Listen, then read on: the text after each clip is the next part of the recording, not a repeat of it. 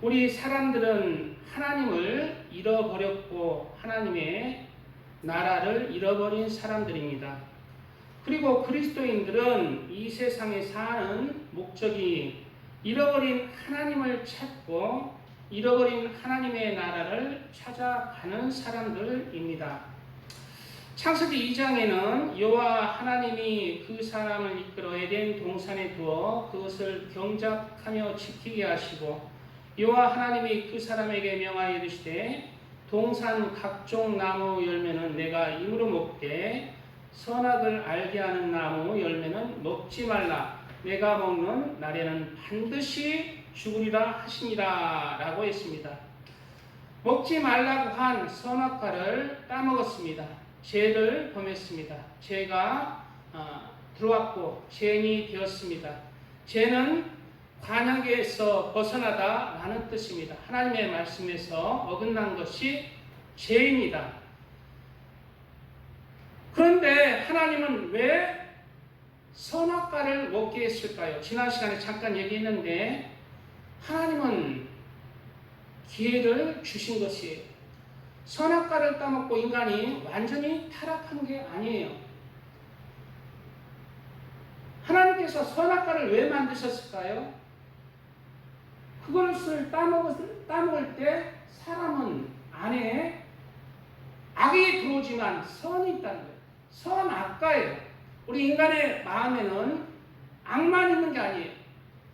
선악과를 따먹었지만 우리 힘으로는 구원받을 수 없지만 하나님께서 악과를 만들지 않고 선악과를 만드셔서 구원받을 수 있는 그러한 사랑을 미리 베푸신 것입니다. 악과를 만들지 않았어요. 악과를 금하지 않고 선악과를 금했는데 선악과를 먹기 때문에 사람은 선이 있어요. 악도 있지만 선이 있어요. 그러므로 우리 사람의 마음은 하나님을 찾아갈 수 있는 그러한 은혜가 있고 선이 있는 것입니다. 이것은 하나님께서 내가 너희가 죄를 지었지만 죄를 지어도 내가 구원 얻을 기회를 주겠다고 하신 하나님의 은혜입니다. 지난 시간에 얘기했지만 맹자는 성선설, 인간은 타고난 본능이 선하다라고 했고 순자는 성악설을 얘기했잖아요. 순자는 선악설, 인간은 타고날 때부터 악하다. 두 가지 다 성경에 보면 맞는 거예요. 사람은 선악이 함께 공존하는데 선악이 함께 공존하는 것은 하나님 보시기에 죄인이에요. 악한 것입니다. 그러므로 우리는 성경에는 누누이 우리가 자유의지 가운데 악을 택하지 말고 선을 택하여 하나님을 찾고 하나님의 나라로 오라고 말씀하고 있는 것입니다. 선한 사람은 그 쌓은 선에서 선한 것을 내고 선을 택하는 거예요. 악한 사람은 그 쌓은 악에서 악한 것을 내느니라. 선악 가운데 악을 계속해서 쌓아가는 자, 악을 선택해서 자유주의 가운데 악을 선택하고 세상을 선택하는 자, 결국 하나님과 하나님의 나라를 잃어버리고 많은 악한 죄인이 완전한 죄인, 이제 심판 받아버리는 죄인이 된다는 말씀이에요. 그러므로 형제들아, 우리가 빚진 자로되 육신에게 져서 육신대로 살 것이 아니니라. 이 말씀은 뭐예요? 너희가 자유주의 가운데 선도 선택할 수 있다는 거예요. 악도 선택할 수 있다는 거예요. 육신에게 지지 말고 육신을 이기라는 거예요. 육신에는 죄가 들어왔기 때문에 죄를 이기라는 것입니다. 선을 택하라는 거예요. 우리 마음에 사람이 다 악한가요? 선이 있어요. 선이 있기 때문에 살만한 세상입니다. 질서가 유지가 돼요. 신뢰가 되는 것입니다. 너희가 육신대로 살면 반드시 죽을 것이다. 육신을 선택하는 자, 세상을 선택하는 자, 자기의 이익을 쫓는 자, 이제 육체는 죽어서 흙으로 돌아가지만 그 영혼이 온전히 죽는다는 거예요. 우리는 영은 죽지 않기 때문에 영혼의 사망은 지옥의 고통이에요. 사망의 고통이에요. 영으로서 몸의 행실을 죽이면 살리니 영으로 살아가는 거예요. 선을 택하라는 것입니다. 하나님의 말씀을 택하라는 거예요. 말씀 가운데 살아가라는 거예요. 오롯 하나님의 영으로 인도함을 받는 사람은 곧 하나님의 아들이라. 우리는 예수님을 믿고 하나님의 자녀라고 그러잖아요. 그런데 그 믿음의 알맹이는 뭐예요? 하나님의 영을 쫓아 살아가는 자, 말씀을 쫓아 살아가는 자, 선을 쫓아 살아가는 자, 의를 쫓아 살아가는 자, 진리인 사랑을 쫓아 살아가는 자, 그 자가 하나님의 아들이에요. 왜? 하나님의 성품을 택했잖아요. 하나님은 지극히 선이시고 의이시고 사랑이시잖아요. 하나님의 그 성품을 쫓아 내가 세상에서 악을 버리고 닮아가는 자가 하나님의 아들이라는 것입니다. 이러한 사람은 이러한 선악과를 먹음으로 이제 이 땅에 에덴 동산에서 이 땅에 쫓겨났습니다. 그리고 그러한 죄에 대한 결과로서 말씀하십니다. 또 여자에게 이르시되 내가 내게 임산하는 고통을 크게 더하리니 내가 수고하고 자식을 낳을 것이며 너는 남편을 원하고 남편은 너를 다스릴 것이니라. 이게 1차적인 의미로는 육적인 말씀이에요. 이 세상에 살아갈 때 이제 실제로 육적인 자녀를 낳을 때 고통이 크게 더한다는 것이죠. 왜 고통을 더하느냐? 바로 영적으로 네가 구원받기에 그만큼 힘들어졌다는 거예요. 죄인이 되었기 때문에 네가 선을 택하기에는 그만큼 영적인 고통이 따른다는 거예요. 그리고 너는 남편을 원하고 여자가 보통 남자의 힘에 눌리잖아요. 남편을 옛날에는 많이 원했어요. 왜? 남편만 바라보고 살아가잖아요. 옛날에. 지금은 좀 많이 이제 덜해졌는데 남편은 너를 다스릴 것입니다. 남편이 다스려. 지금도 이제 한국 외에 이제 이슬람이나 이런 데는 여자가 밖에 못 나가요. 남편. 그 아래에서 그냥 떼꾸드로 맞고 살아가는 거예요. 한국 좋은 나라입니다. 옛날에 또 지금 제가 어렸을 때만 해도 여자들 정말 시어머니한테 얼마나 구박받고 남편한테 구박받고 살았는지 모릅니다.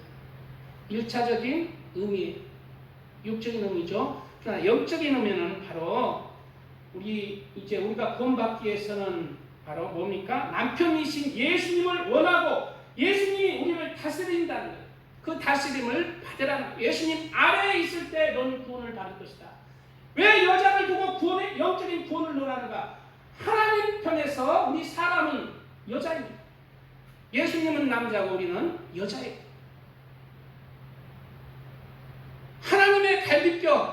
하나님의 갈비뼈로 우리 사람을 창조한 거예요. 남자의 갈비뼈로 여자를 창조했듯이 사랑하기 위해서 하나님의 갈비뼈로 사람을 창조했기 때문에 영적으로는 우리 사람은 하나님 앞에 여자인 거예요. 그리고 또 아담에게 죄에 대한 형벌을 말씀하십니다. 아담에게 이르시되 내가 내 아내의 말을 듣고 내가 내게 먹지 말라는 나무 열매를 먹었은즉 땅은 너로 말미암아 저주를 받고 너는 내 평생에 수고하여야 그 소산을 먹으리라. 이제 힘들게 1차적인 의미는 힘들게 이제 네가 먹고 살 것이다. 원래 이제 우리 사람이 죄 범하기 전에는 우리가 걱정 근심 없었어요. 하나님이 함께 하심으로 평안이 우리 마음에 가득 찼습니다. 염려 근심 걱정이 없고 젖먹는 아기처럼 아기 엄마 품에 앉은 아기처럼 평강이 넘쳤어요. 부족한 게 없었습니다. 먹을 것도 하나님이 다 예비하시고 그러한 하나님의 은혜가 있었어요. 그러나 하나님의 품을 떠난 죄인은 이제 스스로 땀을 흘려야 그리고 세상과 싸워야 먹고 사는 존재가 1차로는 되었다는 거예요. 그리고 이제 만물은 좋은 것만, 너희를 위해서 좋은 것만 내는 게 아니라 너희를 해롭게 하는 악한 것들도 낼 것이다. 가시와 엉겅퀴들도 있으니까 그런 것을 다 제끼고 네가 노력하고 땀을 흘려야 먹고 살 것이다. 우리 사람 때문에 사람이 죄인이 되니 사람 아래에서 다스림 받은 모든 만물들도 하나님이 고통스럽게 한 거예요. 사람 책임입니다. 그러나 영적으로는 또한 이 말씀은 이제 영적인 땀을 흘려서 이제 가시와 엉겅퀴, 우리 마음과 우리 생각에 있는 가시와 엉겅퀴, 악한 생각들, 정욕들을 제끼고 먹을 만한 음식을 먹으라는 거예요. 하나님의 말씀을 택하라는 것입니다. 영적으로. 그래야 네가 살 것이다. 영혼은 하나님의 말씀을 먹고 살아가. 너는 너의 마음에 가시와 엉겅퀴 죄와 세상의 유혹과 악이 너를 유혹할 것인데 너는 그런 것들을 다 제끼고 하나님의 말씀을 택해라. 그리고 그 안에서 네가 영원히 살아라. 그런 의미가 있습니다. 내가 흙으로 돌아갈 때까지 얼굴에 땀을 흘려야 먹을 것을 먹으리니 내가 그것에서 취함을 입었습니다. 너는 흙이니 흙으로 돌아갈 것이니라 하시니라. 아담에게 너는 흙이니 흙으로 돌아갈 것이니라 하셨습니다. 아담은 그래서 죽음이 온 거예요. 죄를 지으니까 사람에게는 죽음이 왔어요. 아담의 육체는 흙으로 만들어졌습니다. 그러면 육체는 죽어서 흙으로 돌아가는 것이 죽음이에요. 그러나 아담의 영은 하나님이 생기를 불어넣으셨어요. 아담의 영은 어떻게 되냐? 영혼은 어떻게 되는 거예요? 영혼도 돌아가는 거예요. 영혼은 돌아가는데 어떻게 돌아갈까요? 전도서 3장 20절에 다 흙으로 말미암았으므로 다 흙으로 돌아가느니 다 한 곳으로 가거니와 육체죠. 육체. 인생들의 혼은 위로 올라가고 짐승의 혼은 아래 곧 땅으로 내려가는 줄을 누가 알랴 말씀하고 있어요. 여기서 제가 궁금한 게 있었잖아요. 인생들은 혼이 아니라 인생들의 영이에요. 근데 혼으로 여기서 말하고 있죠. 그리고 짐승도 혼인 거예요. 짐승은 영이었기 때문에 죽으면 끝나는데 사람도 혼이고 짐승도 혼이라고 얘기했어요. 근데 인생들의 혼은 하늘 위로 올라가고 짐승의 혼은 아래로 내려간다. 이 말씀이 도대체 무슨 말인가 봤더니 다른 성경을 보고 원문을 보니까 이 말씀이 잘못 번역됐더라고요. 현대인의 성경이나 새번역 성경은 분명히 사람의 영은 위로 올라가고 짐승의 영은 아래 땅으로 내려간다고 말하고 있어요. 근데 짐승은 영이 아니라 뭐예요? 혼이에요. 근데 다른 성경에 원문을 보니까 영으로 번역되는 거예요. 둘 다 영. 그럼 이게 무슨 말이에요? 사람의 영혼 중에 하나님 앞에 인생이 있고 너는 사람이다. 나의 형상과 모양대로 지음받은 영혼이 되었다 하고 그 영혼은 하나님 앞에 올라가지만은 하나님의 형상과 모양대로 빚어지지 아니하는 믿음의 쭉정이들, 그들은 짐승의 영이라는 거예요. 여기서 짐승의 혼은 뭐예요? 바로 사람을 얘기하고 있는 거예요. 사람의 영 중에 하나님이 위로 하나님 나라를 찾아가는 영혼이 있고 사람의 영인데 그 나라와 하나님을 찾지 못하고 아래 지옥 음부로 내려가는 그런 영혼이 있다는 말입니다.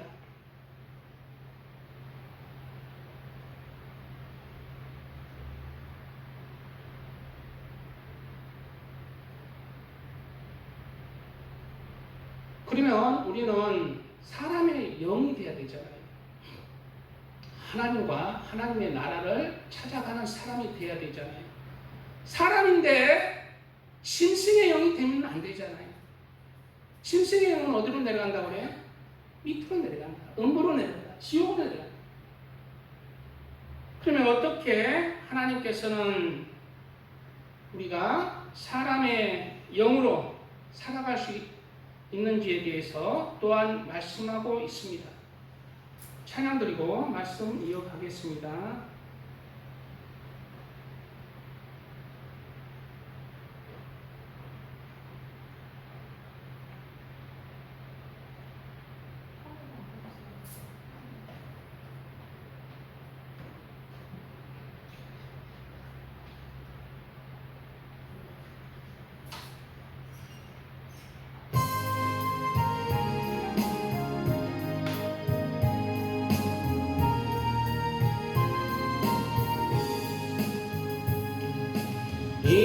인내하신 구세주여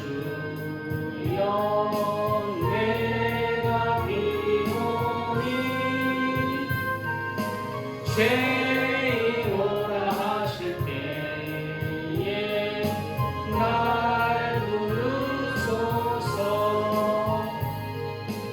주여 주여 내가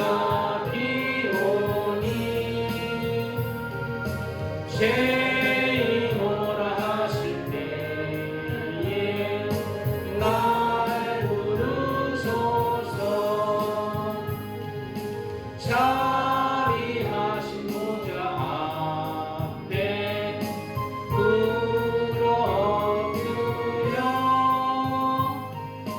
자복하고 회개하니 믿음 주소서.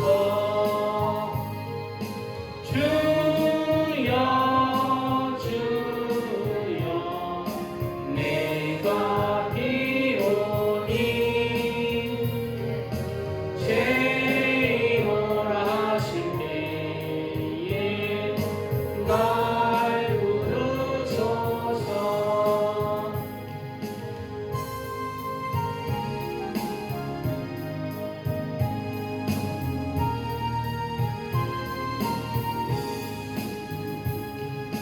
주의 공로 의지하여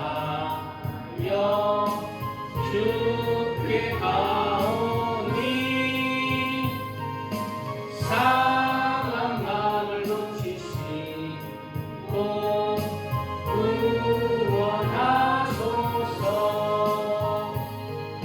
주여 주여 내가 비오니 죄인 오라 하실 때에 날 부르소서. 만복 그는 우리 주여 위로하소서. 우리 주와 같으시니 어디 있을까. 주여 주여 내가 비오니 죄인 오라 하실 때에 날 부르소서.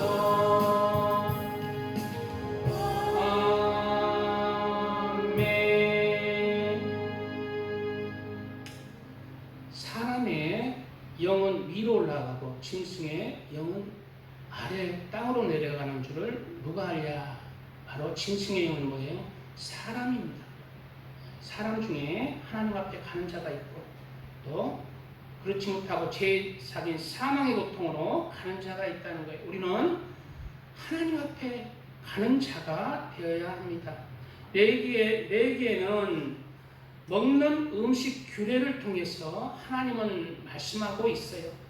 어떻게 하나님과 하나님의 나라를 찾는 방법에 대해서 말씀하고 있는 것입니다. 레위기 11장에 나오고 있습니다. 레위기 11장 3절에는 모든 짐승 중 굽이 갈라져 쪽발이 되고 새김질 하는 것은 너희가 먹되라고 했어요.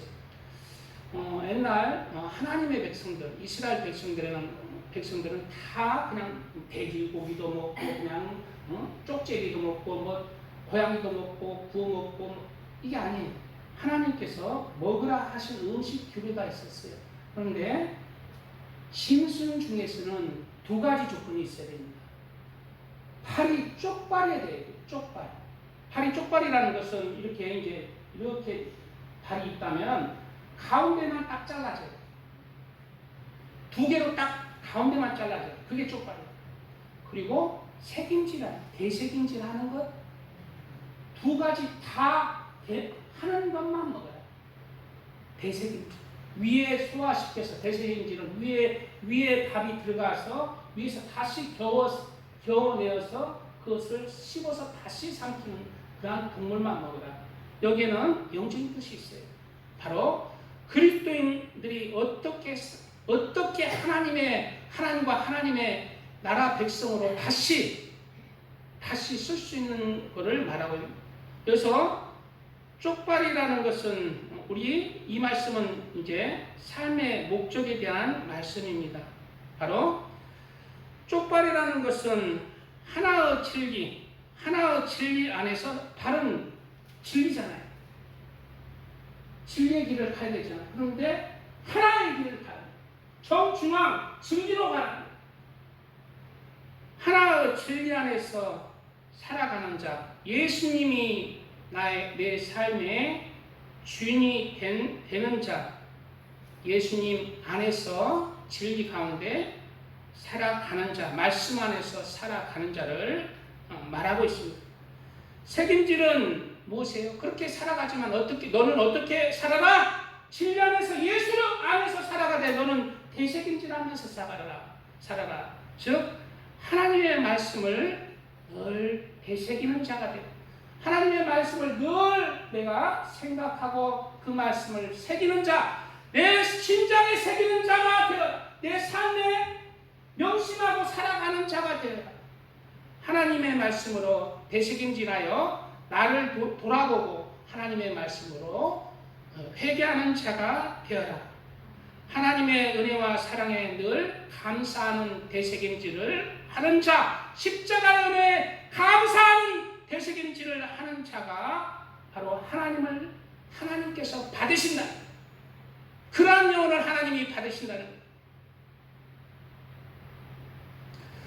책임질을 하는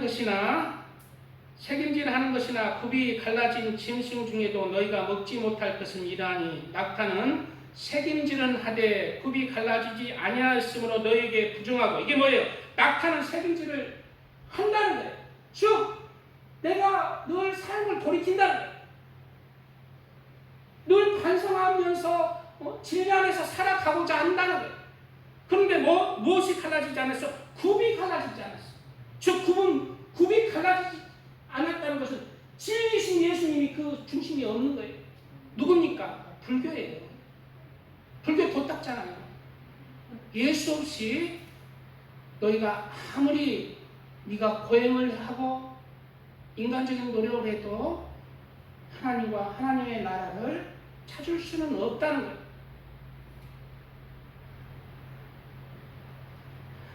사반도 책임지는 하되 굽이 갈라지지 아니하였으므로 너에게 부정하고. 사반은 너구리를 뜻합니다. 그리스도인들 중에서도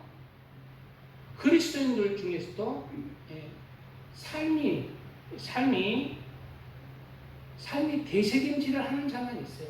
그러나 굽이 갈라지지 않는 자가 있어요. 그리스도인들 중에.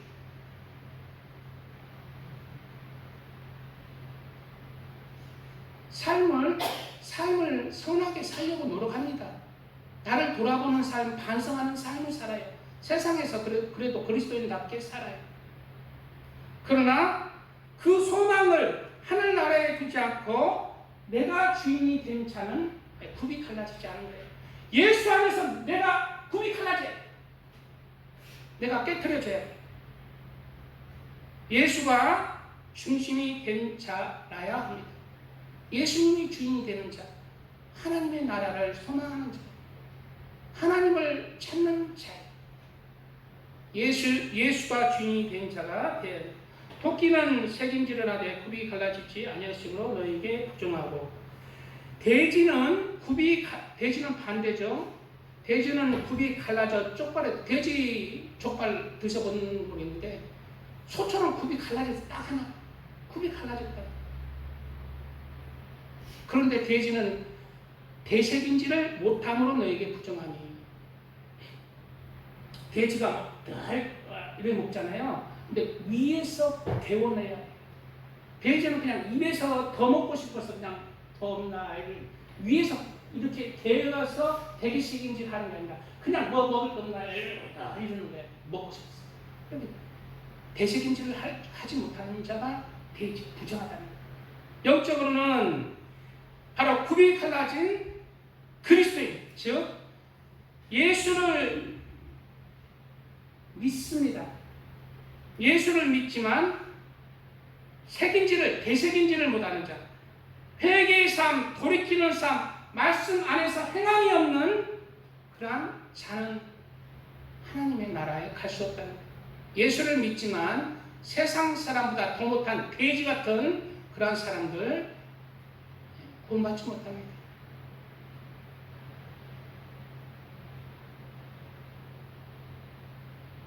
그리스도인은 예수를 믿고 늘 그 말씀 안에서 살려고 영적인 땀을 흘리는 자, 내 성품을 깨뜨리고 예수의 성품을 닮아가서 선하게 공존하는 나에게 선을 택해서 늘 선으로 노력하는 자, 그래서 선한 성품으로 점점 변화되려고 노력하며 변화되어 가는 자, 그가 굽이 갈라지고 배색이 하는 자입니다.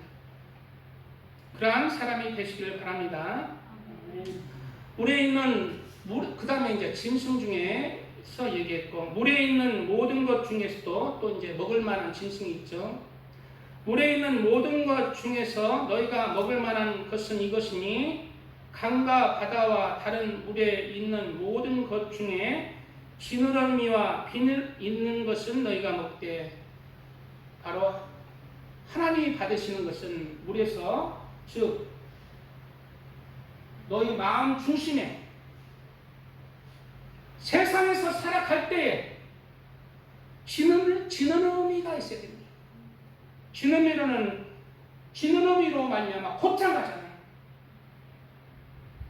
똑같은 거예요. 굽이 갈라진 것과 비슷하죠.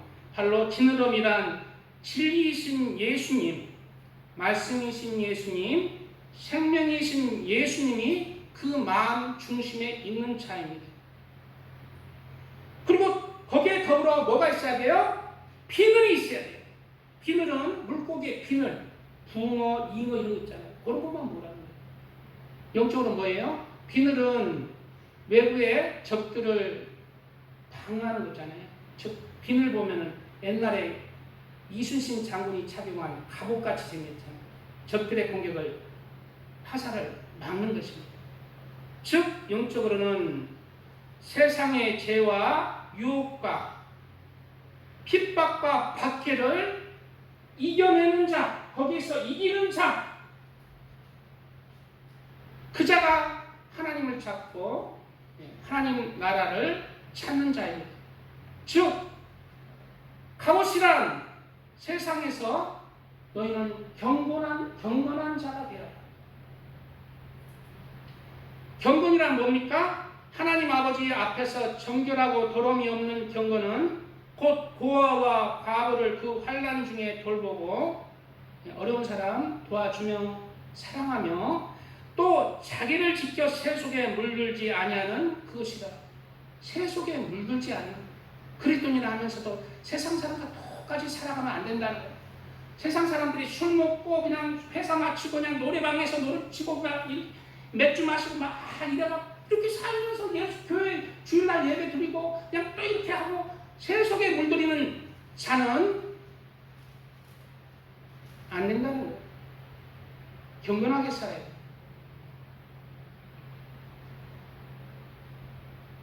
그리고 여기서 비늘이란 무엇입니까?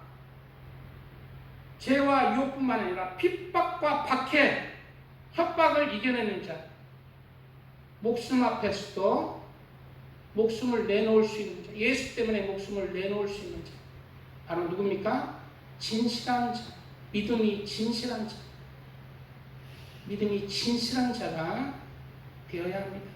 진실하지 않는 자 있어요. 조금만 손해보면 예수님 버리는 사람 아니에요. 진실해야 돼요. 내 생명까지 내놓을 만큼 하나님 앞에 진실한 그런 믿음 가운데 서야 됩니다.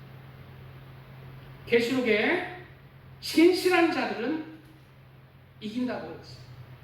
그들이 어린 양과 더불어 싸우려니와 어린 양은 만주 주시오 만왕의 왕이시므로 그들을 이기실 터이요 또 그와 함께 있는 자들 곧 부르심을 받고 택하심을 받은 진실한 자들도 이기리로다. 예수님이 세상을 이긴 것처럼 진실한 자들이 세상을 이기는 거예요. 어떠한 환경 속에서도 하나님 앞에 진실한 믿음. 시간 많이 갔는데 빨리 진행하겠습니다. 물에서 움직이는 모든 것과 물에서 새 중에 너희가 가증히 여길 것은 이것이라. 이것들이 가증한즉 먹지 말지니 곧 독수리와 솔개와 물수리와 말똥과리와 왈똥과리 종류와 까마귀 종류와 타조와 다우마스와 갈매기와 새매 종류와 올빼미와 가마우지와 부엉이와 흰 올빼미와 사다새와 여새와 황새와 백로 종류와 오디새와 박쥐니라. 이 새는 부정하니 너희는 먹지 말라는 거예요. 이 새를 봤더니 어떤 새예요? 탐욕스러운 새예요. 남의 생명을 해치는 새들이에요. 그래서 이렇게 새 보니까 이렇게 주둥이가 이렇게 삐쭉한데 목은 길고 피는데 그냥 이만한 걸 삭혀버려. 탐욕이에요. 어떤 새를 먹으라? 곡식 먹고 열매 먹는 온순하고 온유한 새, 다른 생명을 해치지 않는 새를 먹으라. 이 말씀은 뭐예요? 우리 그리스도인의 성품에 대한 말씀입니다. 우리 그리스도인의 성품은 어떻게 된다? 다른 사람에 대해서 온순하고 관용하며 용서하며 사랑하는 자가 되어야 한다. 성품이 그냥 탐욕스럽고 욕심부리고 남을 해롭게 하는 자는 안 받겠다는 거예요. 마지막 곤충에 대한 말씀이죠. 날개가 있고 네 발로 기어다니는 곤충은 너희가 혐오할 것이로되 날개가 있고 네 발로 기어다니는 곤충은 어떻게 먹으라 마라? 너희가 혐오해서 먹지 마라. 곤충 날개가 있는데 네 발로 기어다니는 것은 먹지 마라. 날개가 있다는 건 뭐예요? 하나님의 사람이라. 하늘나라를 소망하며 살아간다는 거예요. 그런데 네 발로 긴다는 건 뭐예요? 예수님을 믿지만 세상을 바라보고 세상만을 바라보고 그 마음 중심에 세상만을 위해서 자신만을 위해서 살아가는 자. 믿음이 있지만 여전히 행함이 없는 자. 곤충은 뭐예요? 가장 보잘것없는 것 같은 그리스도인들을 얘기하고 있어요. 그런 자들 중에서도 세상 소망이 되는 자는 안 된다는 거예요. 세상을 소망하죠. 다만 날개가 있고 어떤 곤충을 받아요? 작고 보잘것없지만 이런 자는 내가 받을 것이다. 믿음이 약하고 나는 배운 것도 없고 가난하고 생긴 것도 못생겼지만은 작고 교회에서는 부족하지만 하나님이 받는 조건이 있어요. 다만 날개가 있고 즉 예수님을 하늘나라를 소망하고 하나님을 향해 살아가려고 하죠. 날개가 있고 네 발로 기어다니는 모든 곤충 중에 세상을 살아가죠. 그러나 우리는 세상을 예수님을 믿지만 세상을 살아갑니다. 그런데 모든 곤충 중에 그 발에 뛰는 다리가 있어서 땅에서 뛰는 것은 너희가 먹을지 하나님께서 뛰는 다리가 있으면 받는다는 거예요. 세상에서 우리는 죄인으로 이 세상에 태어나서 죄악 가운데 세상을 살아갑니다. 우리가 죄로부터 해방될 수가 없어요. 이 죄악된 몸이 있고 죄악된 세상을 살아가는 동안에는 여전히 죄와의 싸움이 있습니다.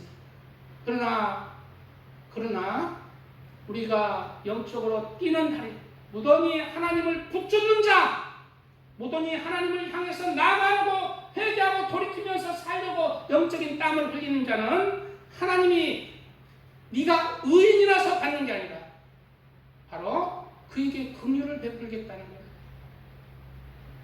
긍휼 없는 심판이 긍휼이 없는 자에게는 긍휼 없는 심판이 있지만 긍휼이 있는 자에게는 긍휼이 있는 심판을 베푼다는 거예요.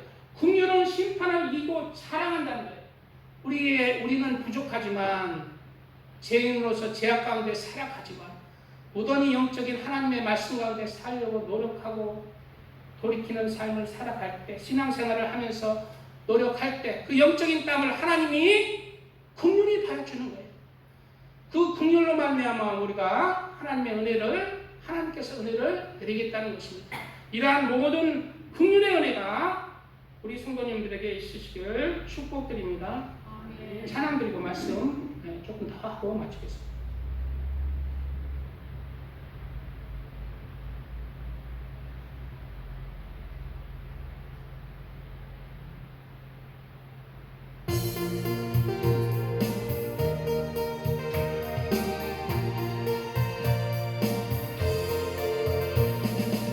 오랫동안 죄 가운데 빠져 더럽기가 한량없던 우리들 아무 공로 없이 구원함으로도 하나님의 자녀 지금 되었네. 주의 그 사랑 한량없도다 찬송할지어다 예수의 공로 주의 그 사랑 한량없도다 찬송할지어다 예수의 공로 주의 보혈로서 정결하게 씻어 죄악에서 떠난 몸이 되었고 세상 근심으로 강도 없어지니 하나님의 빛이 영화롭도다 주의 윗사랑 한량없도다 찬송할지어다 예수의 공로 주의 윗사랑 한량없도다 찬송할지어다 예수의 공로.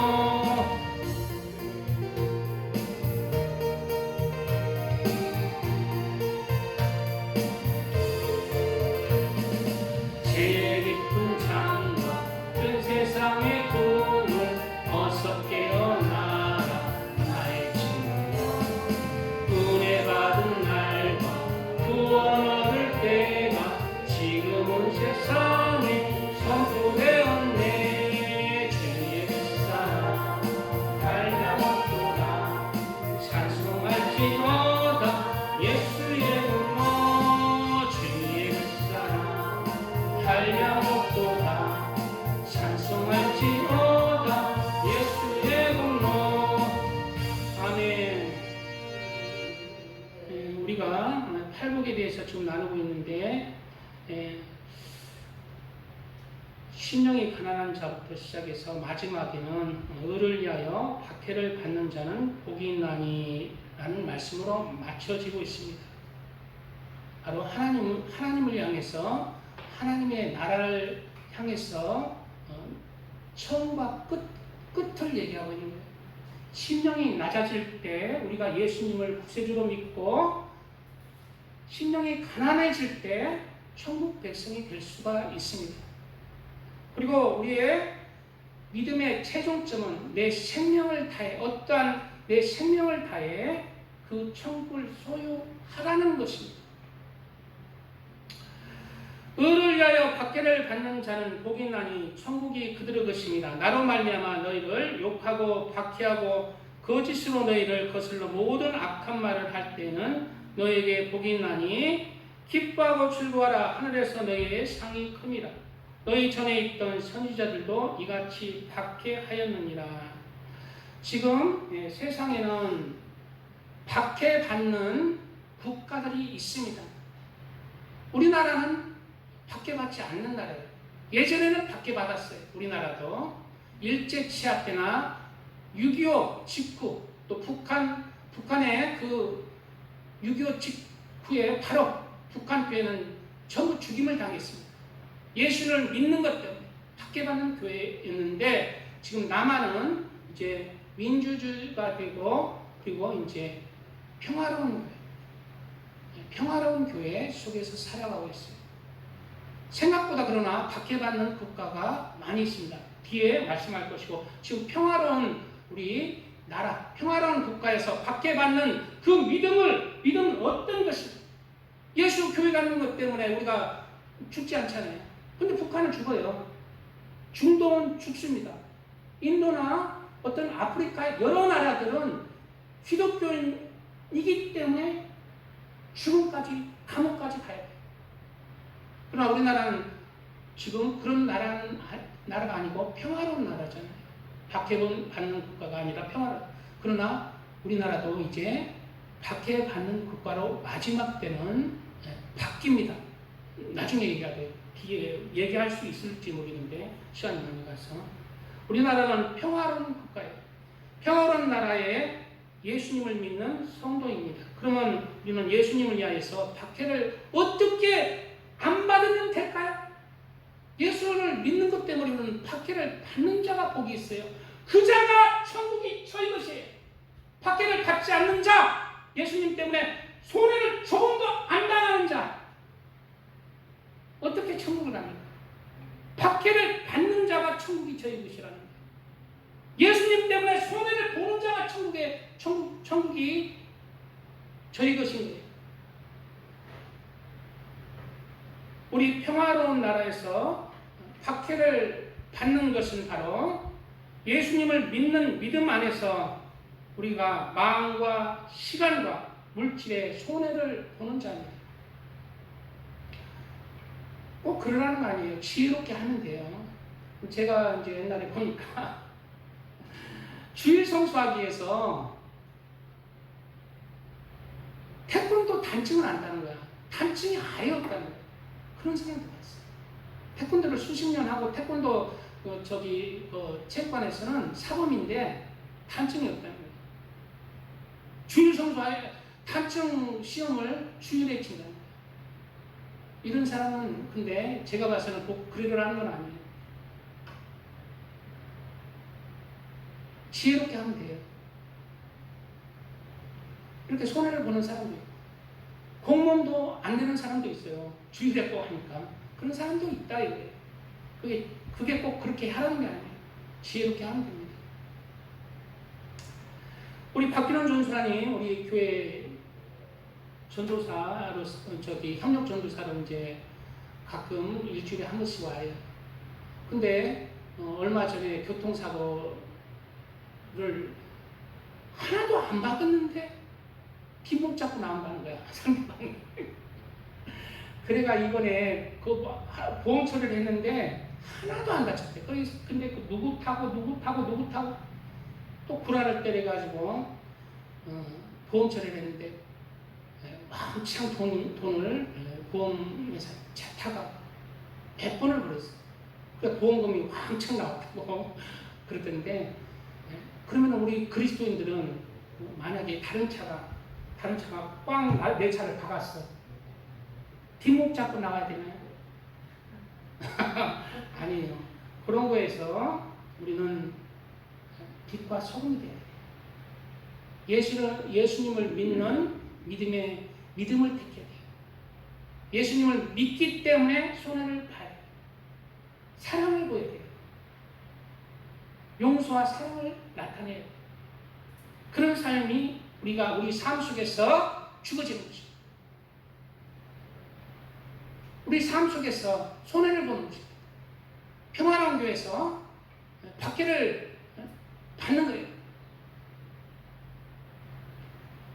그 외에도 술과 접대 문화, 접대 때문에 이제 그리스도인이라 하고 똑같이 하는 게 아니라 지혜롭게 또 제사 문제에 있어서 우리 제사 문제에 있어서 우리 형제들한테 따돌림 당하기도 하잖아요. 형제간에 화평을 유지해야 되는데 나도 제사 지내야지 그러면 하나님을 배신하는 거잖아요.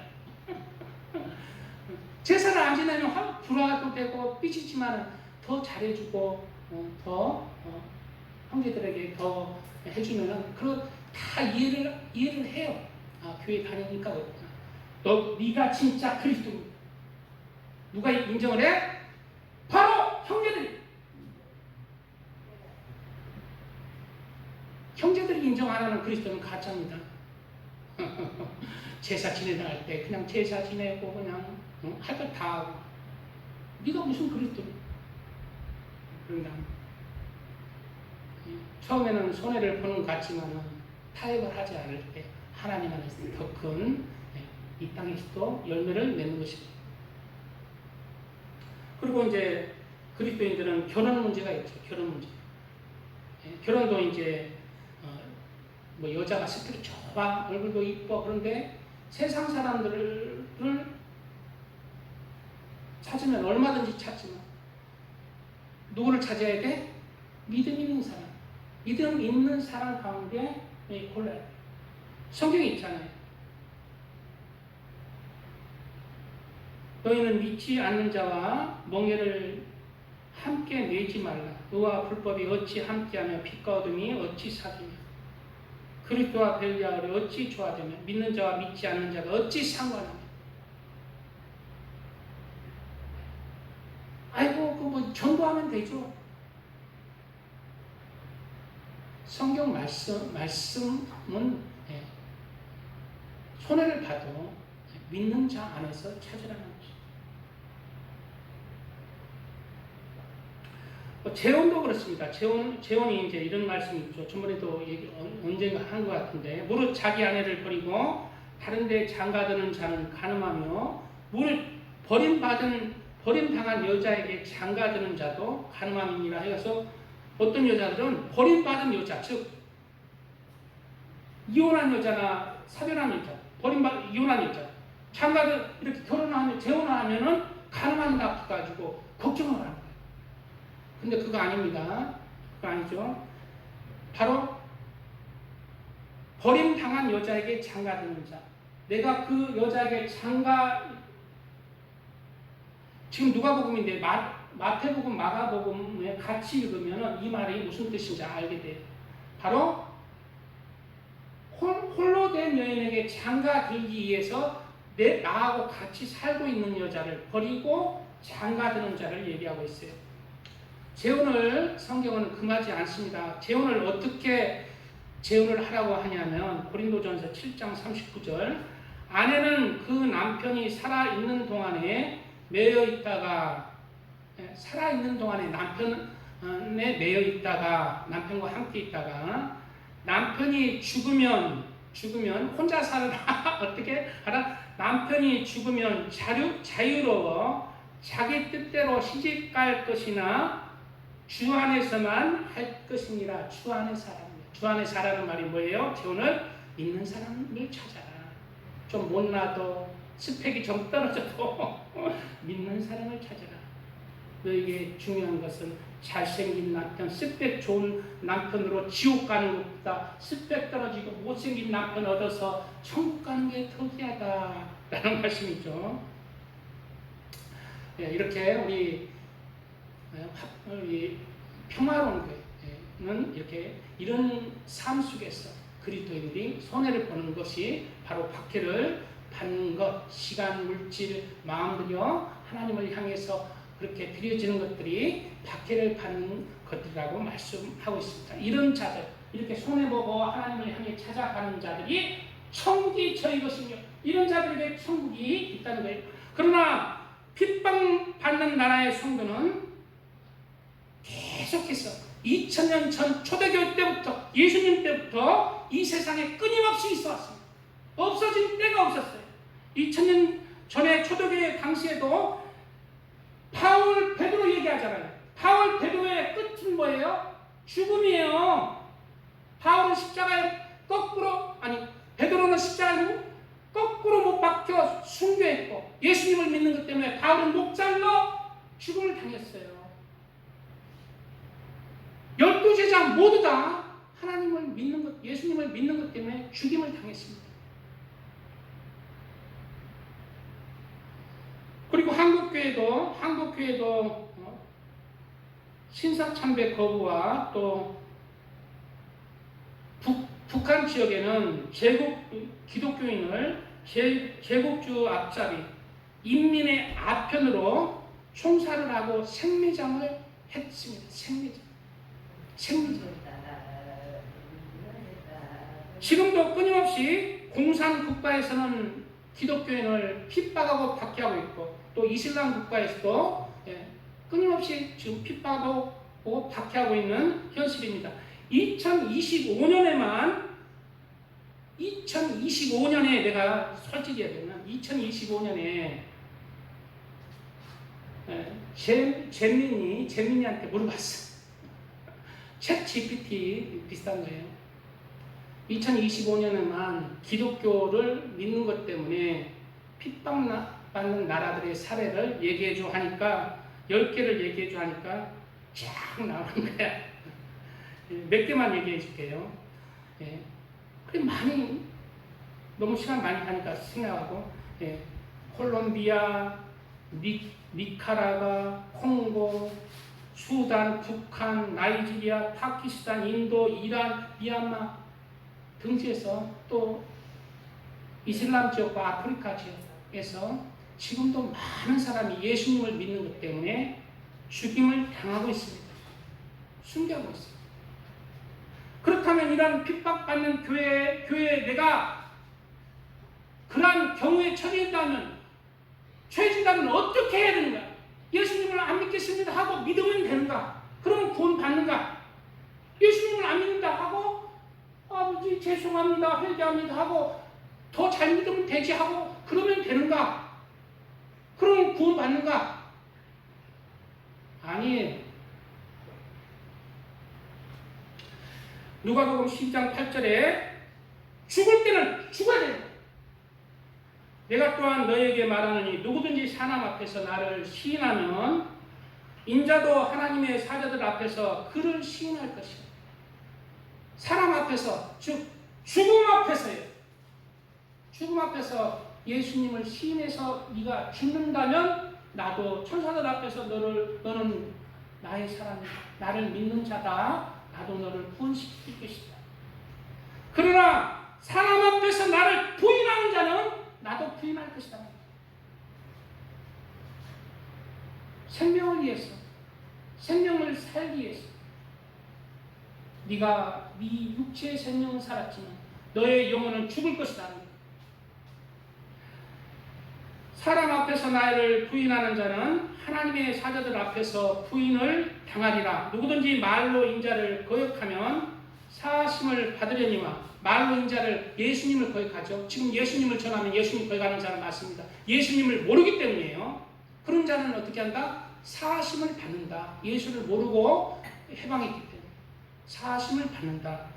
사하심을 받으려니와 성령을 모독하는 자는 사하심을 받지 못하리라. 누구를 모독하는 자? 성령을 모독하는 자. 사람 앞에서 생명을 얻기 위해서 예수님을 부인하는 자가 성령을 모독하는 자예요. 내 생명을 살기 위해서 예수님을 부인하는 자, 누구를 모독하는 자? 성령을 모독하는, 성령이 예수를 믿게 하는 것입니다. 너는 분명히 내가 입에서 예수를 믿게 했는데 너는 부인했다는 거예요. 네 생명을 위해서. 성령을 모독하는 거예요. 성령을 모독하는 자는 사심을 받지 못하리라. 그래서 성경에는 용서받지 못하는 죄가 있습니다. 바로 성령을 모독하는 죄, 성령 모독죄, 성령 회방죄. 사랑 앞에서 자신의 목숨 때문에, 자신의 생활 때문에 예수님을 부인하는 자입니다. 그러면 성경에 보니까 베드로도 부인했는데요. 베드로도 모른다고 3번이나 부인했잖아요. 그런 경우가 있죠. 베드로도 3번이나 부인했는데 용서를 받았지. 그런 경우는 다릅니다. 베드로는 그때 상황을 보면 연약할 때 굉장히 그러한 일시적인 거예요. 일시적으로 자신도 모르게 그냥 두려움 때문에 자신도 모르게 그냥 그렇게 부인을 한 거예요. 그런 분위기를 휩쓸렸어요. 그리고 나중에 베드로가 어떻게 했어요? 철저히 회개하고 어떻게 삶을 마감했어? 예수님을 시인하고 십자가에 거꾸로 못 박혀 죽었어요. 돌이키는 자. 그러나 고로 내 생명, 내 목숨 앞에서 고로 부인하는 자는 용서를 받지 못합니다. 구원을 받지 못해요. 베드로는 일시적이었어요. 잠시 일시적인 두려움 때문에 일시적으로 부인한 거예요. 연약한 거예요. 작은 자를 위해는 내 손을 들이오리라. 믿음이 약하고 일시적이고 충동적인 것은 하나님의 긍휼이 임하리라. 작은 자들. 그러나 내가 뚜렷이 의지를 가지고 예수님을 부인해서 내 생명을 살린 자, 구원을 받지 못합니다.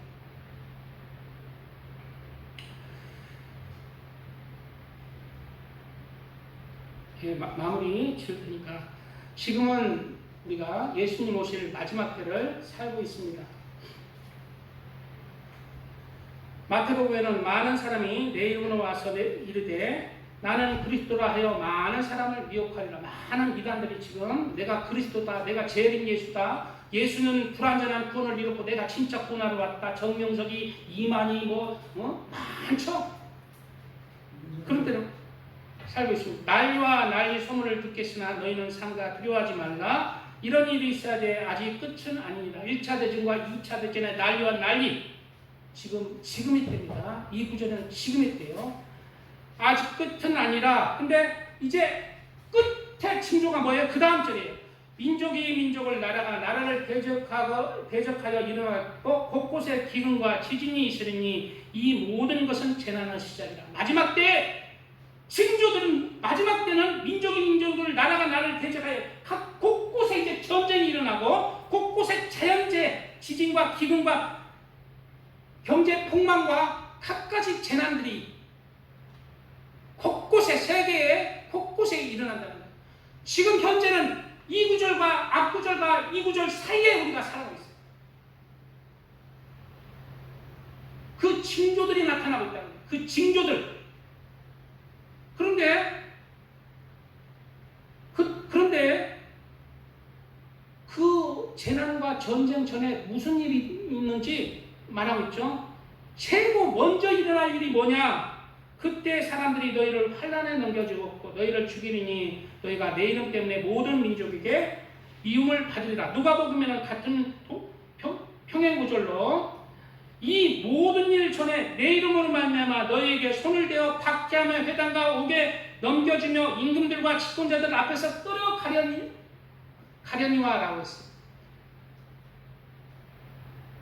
즉 예수님이 공중 강림 하시고 난 뒤에 1차 휴가 있고 난 뒤에 최고 먼저 있는 일이 뭔지 압니까?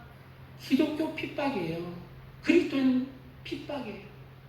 지금 세계 곳곳에 평화로운 나라까지도 이러한 기독교에 대한 핍박의 징조들이 지금 나타나고 있는 긴박한 시대를 살고 있습니다. 지금 예수님이 오실 긴박한 징조들이 많이 일어나고 있어요. 우리나라도 이제 미국, 영국, 유럽의 모든 국가가 기독교에 핍박하잖아요. 예수 전하면 잡혀가요. 예수만 구원이 있다 하면 잡혀가요. 지금 그런 시대를 살고 있고 우리 한국도 그런 징조들이 보이고 있습니다. 이번에 뭐 손현보 목사님, 많은 목사님들 압수수색하고 이거 다 뭔지 압니까? 기독교를 잡겠다는 거예요. 이거는 작게 시작했지만 자신들의 힘이 강해지면 더 크게 핍박이 온다는 거예요. 그리고 1차 휴무가 있고 난 데는 대대적인 기독교에 대한 핍박이 있을 것이다. 성경이 얘기하고 있어요. 그리고 많은 재난이 일어난다고 말씀드렸어요. 우리는 이러한 때에 우리의 삶의 생명을 위해서 내 목숨을 건져야 되겠다. 그런 심정은 내 생명은 예수님 것입니다. 예수님이 나를 위해서 죽으셨으니 이제 내가 사는 것은 내가 사는 것이 아니라 내 안에 있는 그리스도께서 사시는 것입니다. 내 생명은 예수님 것입니다. 그런 믿음을 마음 중심에 새기시고 이 말세지 말에 하나님과 하나님의 나라를 찾는 그런 귀한 복된 믿음의 사람들 다 되시기를 주님의 이름으로 축복드립니다.